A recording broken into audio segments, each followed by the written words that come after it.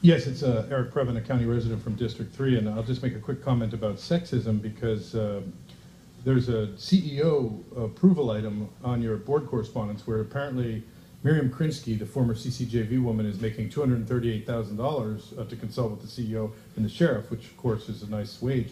But Richard Droyan, who also consulted on a number, does not have to disclose his salary, and that is sexist, sir. So I'm just going to today, CS2 is a closed session item, and I do have some questions about, for Weiss, are we making audio recordings, a very specific question, of closed session meetings? That is something that came up with the DA. We just want to know the answer. Item CS3, another closed session, has to do with excessive force issues. We want to know, is the use of force policy manual in one document available with pagination so that we can make citations on it. Item 15, I'd like to thank the CEO who's not here for raising the issue with American Golf Corporation, who had been charging the DCFS $2,000 a month for parking for the next 13 months. The remainder of the contract, that will not be happening, and there will be parking gratis, and that's appropriate, so thank you for the CEO for doing that.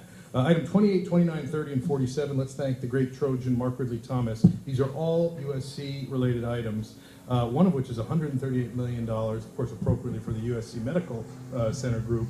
But one very interesting detail is that among those huge millions, multi-million $100 numbers was an $8,500 pacemaker surveillance uptick. So very, very interesting on that.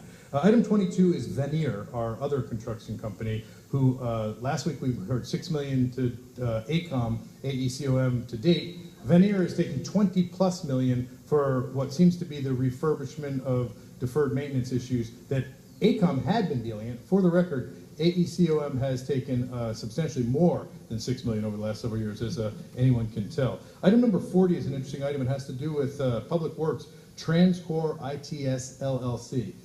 This is a group that has been taking 500 grand a year for the last, since 2005. I think it's possible that it's outdated. I know this is only extended for a period of time at no additional, I just don't understand what it's for. And sir, item number 31 is of course the public health addiction issues, or treating substance abuse issues. I asked, and I hope that the Board of Supervisors look closely, there was an Anderson Cooper 360 piece about fraud in our very midst and in our very county in these very programs. So I just hope that we have done our diligence on that and are moving forward appropriately. And lastly, and this will be my closer, item 20, Mr. Berghoff is a great lobbyist who's been lobbying everywhere he can. He's sort of the Englander, Knabe, and Allen adjunct guy.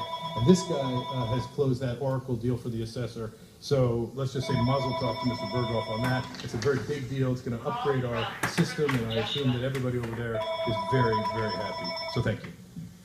Call from Mr. Lucas.